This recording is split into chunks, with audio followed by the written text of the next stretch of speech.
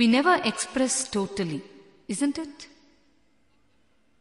And one more thing, allow your children to use both their hands freely. We all discourage them from using the left hand for various things. Why can't the child be ambidextrous? There's nothing wrong in it. Arjuna in the Mahabharata was ambidextrous. Did you know that?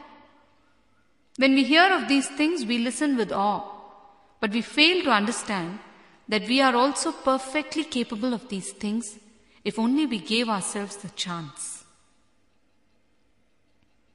If you have noticed, children enjoy whirling. Whirling is their way of allowing centering of their energy to happen. You can whirl freely only when your Manipuraka chakra around the navel is clean. Children are so innocent and worry-free. That's why they are able to whirl effortlessly. But do we allow them to whirl? When we see them whirl, our head starts whirling, and so we stop them. We tell them, sit in one place, it's not good for health, and whatnot. I tell you, just allow them to whirl. Place a blanket beneath them so that even if they fall, they don't get hurt. And one more thing, never instill fear in your child. Let him be free. Let him climb and fall a few times. If you constantly discourage the child, it can lead to various phobias, like height phobia, darkness phobia. And this can later turn into a fear of climbing in life, of taking unknown new decisions. Just follow these simple things. That will do. Swamiji, you were talking about how there is no such thing as a perfect partner. Then what is the purpose of matching horoscopes before marriage? Now, if I start talking on this subject, I will have to pull down the whole structure of astrology. Not astrology itself, but the way we follow it today is foolish and nonsensical. Understand, it is your life. You are living it. You should know the pros and cons. But you don't know anything about your life, and you are going and asking others. Where is your intelligence? To surrender your life to a stranger, to let him make your life's decisions, it just shows that you no longer even know how to run your own life. Be very clear. You have to take responsibility for your own life. When people come to me with questions about their future, I tell them, don't approach me to predict about your future. Approach me if you want my help to design a good future for yourself. All these predictions are only for the weak-minded. Be very clear on that. Ancient astrology was a pure science. There was truth in it. Let me tell you how astrology evolved. In the past, when a child was sent to the master to study, to the Gurukul, astrology was used to diagnose what kind of personality, what kind of attitudes and natural aptitudes he possessed. Accordingly, he would be trained. Like this, earlier the caste distinctions were not based on birth. They were based on aptitude, on a person's natural abilities. When a boy was admitted into the Gurukul, the master would see what his natural tendencies were. If he had Brahmin tendencies, where intelligence was the prime factor, he would be initiated into Veda Vidya, studying of the Vedic scriptures. If his personality was that of a Kshatriya, where bravery and strength were the most dominant, he would be trained in martial arts.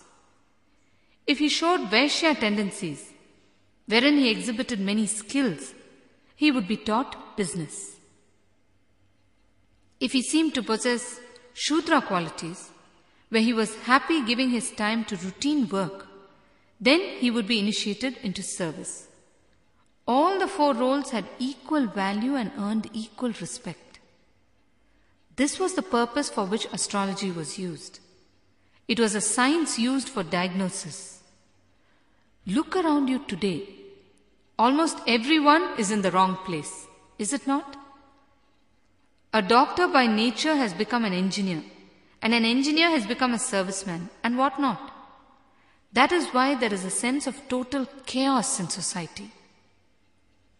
When a man who is a businessman by character enters into spirituality, what happens? Spirituality becomes a business. Swamiji, so you mean to say ancient astrology is a proven science? This is what I was afraid of. The moment I say yes, you will all start running behind astrology. Tomorrow morning I will see a long queue before me carrying horoscopes, saying, Swamiji, please just see this and predict my future. I tell you, don't worry so much about astrology. Vivekananda gave a befitting answer to someone who questioned him about astrology. He told him, go, eat well, exercise well, and sleep well. You will become strong, physically and mentally. Then you won't worry about all these things. Only a person who is mentally weak depends so much on astrology. Swamiji, does that mean that all the people who follow astrology are weak-minded? No, you cannot say that. But the majority is weak-minded. Even people who are normally intelligent sometimes behave foolishly in these matters. They come and ask me, Swamiji, if I wear such and such a stone or gem, will it be lucky for me? How can you depend on a stone? You are life consciousness. You are nothing but God. I can't imagine. I am teaching you the science by which you can harness this whole cosmic energy, and you ask me about stones. You might have heard about Swami Yatishwarananda. He was a great man, an enlightened person. When he traveled abroad for the first time, he started out during Rahukala, an inauspicious hour of the day, which is calculated by using the positions of the planets. Someone asked him, Swamiji, how can you start during Rahukala? He answered, you fool, I am the energy that guides the planets. How can they control me? See the courage of the man. It is the courage that comes out of deep understanding. I am teaching you the science by which you can control the planets. So why do you bother about where the planets are, how they will affect you and all that? Pick up the science of meditation. That's enough. Then nothing can touch you. But Swamiji, this has become part of our value system. Be very clear. All our values are nothing but a substitute for consciousness. If you are conscious, aware of what you are doing, you don't need values to tell you what to do. You don't have to follow any rules. The rules will be following you. All the virtues and the discipline and the spirituality will happen to you, and you will naturally flower into a state of spiritual elevation. Somehow, whenever we hear words like consciousness or spiritual elevation, we always think, no, this is not for me. Without even trying any meditation technique, any practical way of elevating the consciousness, we come to the conclusion that this is not for us. So we go in for a substitute, for pseudo-consciousness, which is called morality, conscience, values, and whatnot. Values are fine when you are at the starting point, but not as the ending point. Vivekananda says beautifully, it is good to be born in a church, but not to die there.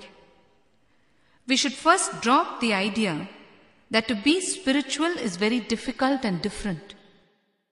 There is a song by Bhagavan Ramana Maharishi, Ayye ati sulabham atma vidyai ayye ati sulabham. It means, oh so easy the spirituality, oh so easy. In a later stanza he says, if you want money, you need to work hard. If you're looking for name and fame, you need to work hard. If you want self-realization, all you need to do is keep still. If you can slip into deep laziness, you will fall into divinity. This laziness is not what we normally know as laziness.